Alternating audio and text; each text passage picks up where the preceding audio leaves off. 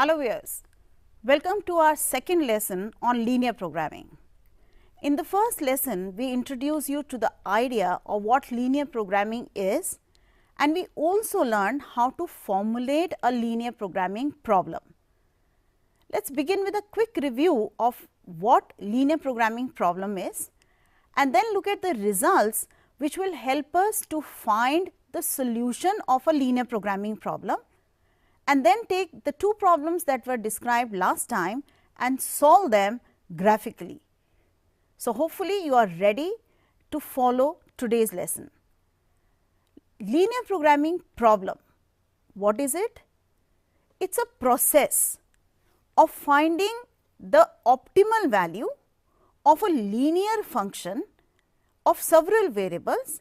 The linear function is called objective function, subject to the conditions that the variables are non-negative and satisfy a set of linear inequalities which are the constraints. There are two major theorems that work to give us the solution of a linear programming problem, and they are of course stated without proof in your textbooks. Theorem 1 says that if R is a feasible region for a linear programming problem and z equal to ax plus by be the objective function, then z has an optimal value, maximum or minimum, where the variables x and y are subject to constraints described by linear inequalities, then this optimal value must occur at a corner point known as also the vertex of the feasible region. Second theorem says that if R is the feasible region for a linear programming problem and z equal to ax plus by be the objective function, and if this region R is bounded, then the objective function z has both a maximum and a minimum value on R, and each of these occurs at a corner point of the region R. But if the region is unbounded, then a maximum or a minimum may not exist. However, if it exists, it must occur only at a corner point of R. Now, what this two theorem talk about is the corner point. So, the method, graphical method that we are going to employ to solve linear programming problem is known as a corner point method. What do we do in this corner point method? We find the feasible region first, and then we identify the corner points of the feasible region. Here is a stepwise description of this method. What we need to do is start with finding feasible region. Feasible region is a region which is satisfying all the constraints which were linear inequalities. So, feasible region is nothing but the common region of the Cartesian system where all the inequalities and of course, the non-negative restrictions are being satisfied. And then we will find the corner points, that is the vertices of this feasible region.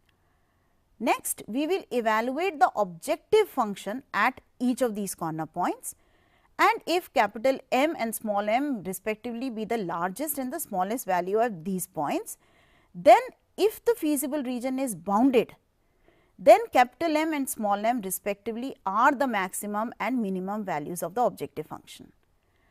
If feasible region is unbounded, then a little more care. Capital M is the maximum value of the objective function if the open half plane determined by the inequality ax plus by greater than m has no point in common with the feasible region. Otherwise, the objective function has no maximum value. Now, similar condition holds good for minimum. So, if small m is the minimum value of the objective function, we have to go another extra step to decide if this is the minimum value. So, for that we consider the open half plane represented by Ax plus By is less than lowercase m, and make sure that it has no point in common with the feasible region. Otherwise, the objective function has no minimum value. Now, theoretically these look very complex theorems. So, the best would be to take a problem, formulate and then solve it. I am taking the same problems that we discussed in our last lesson. So, the problems were discussed in terms of how to formulate. Today our focus would be how to solve. The first problem is from your NCERT book, question number 4, page 526. And we saw that here the linear programming problem, the model turned out to be I have to maximize z, which is 7.50 times x plus 5y, subject to the constraint which simplified to be 2x plus y is less than equal to 60, x is less than equal to 20, 2x plus 3y is less than equal to 120, and non-negative restrictions x and y both greater than equal to 0, where x is the number of type A toys and y represents the number of type B toys that we are looking at producing or manufacturing. To decide the feasible region, we start with of course a graph paper and choose suitable scale, so that you can represent all the 3 linear or more constraints that may be part of the problem in a proper fashion. In this case, I start with first the straight line.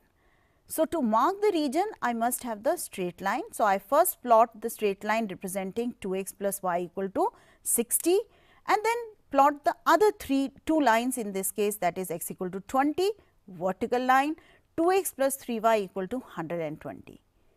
To decide the feasible region, recall what you learned in grade 11. How do I decide the region which represents the solution region of a linear inequality? Every line would divide the entire Cartesian system into 2 planes. In this picture right now, if I am looking at the placement of origin, then none of these lines pass through origin. So, I would call one half plane to be a half plane which contains origin and the other which does not contain origin.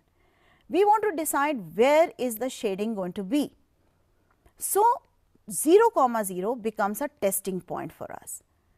If you put x equal to 0 and y equal to 0 in your first inequality, which is say 2x plus y less than equal to 60, do you think 0, 0 satisfies it?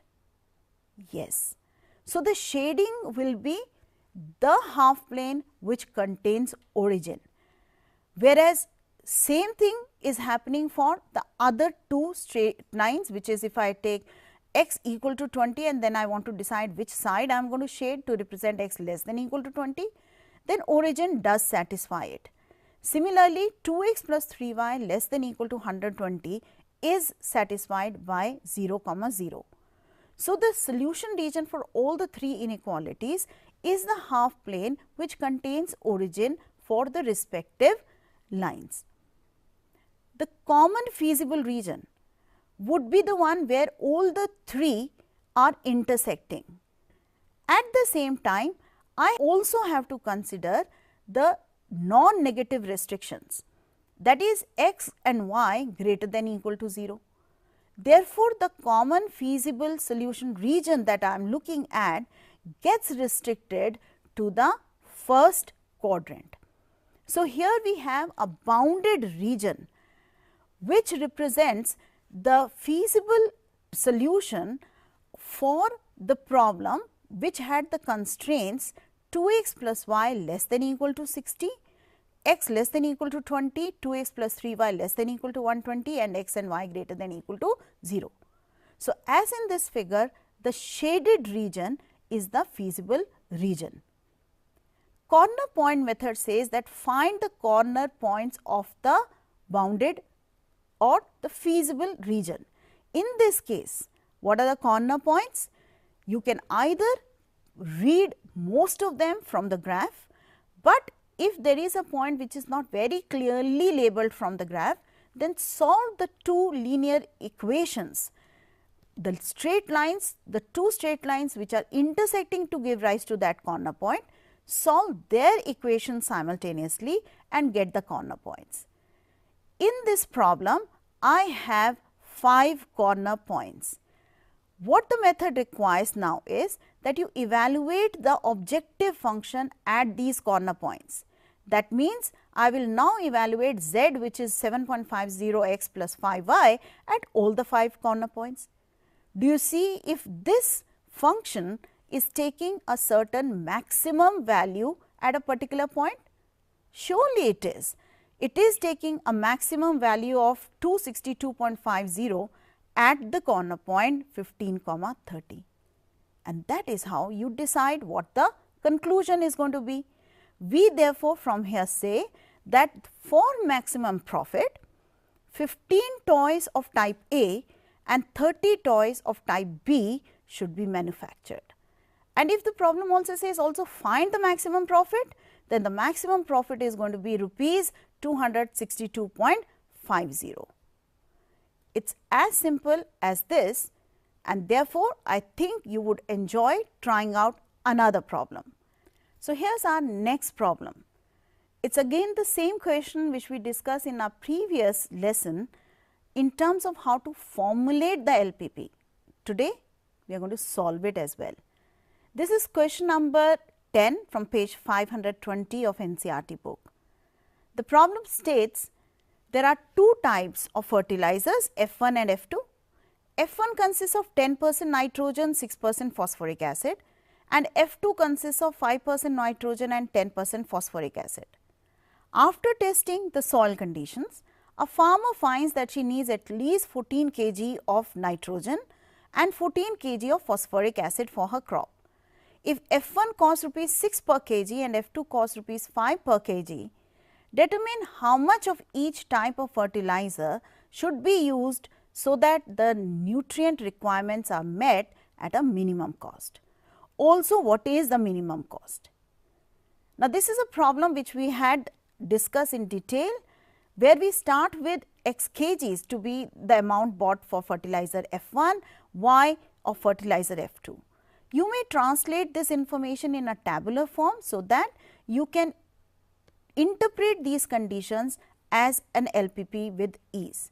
So, we need to minimize the cost z, which is 6x plus 5y, subject to the constraints which simplified after I translate 10% of x plus 5% of y to be same as 2x plus y is greater than or equal to 280, and then 6% of x plus 10% of y to be greater than or equal to 14 translates to be 3x plus 5y is greater than or equal to 700, and non-negative restrictions, very, very important, x and y both should be greater than or equal to 0.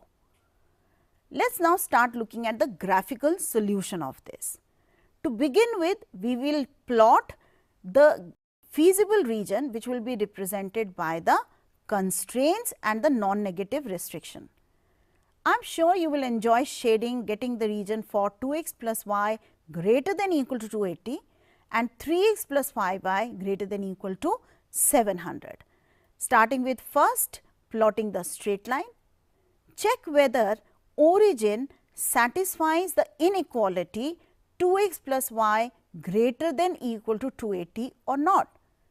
In this case, it does not. So, the shading will be the half plane which does not contain origin. Similarly, you may try doing the same exercise for the second inequality, that is for 3x plus 5y greater than or equal to 700. Plot the straight line first in the same graph and then decide the solution region, and then look at where do the two shadings overlap. At the same time, think about the non-negative restrictions. So, your feasible region will be limited to the first quadrant, and therefore, the shading will look like, the region would look like an unbounded region bounded from the lower side. In this case, the vertices, if we find the points of intersection of the two straight lines and as well as where these lines meet the x and y axis, I am looking at 3 vertices of this feasible region A, B and C. These are our corner points, and we test the objective function at these corner points. So, we find the value of z, which is 6x plus 5y.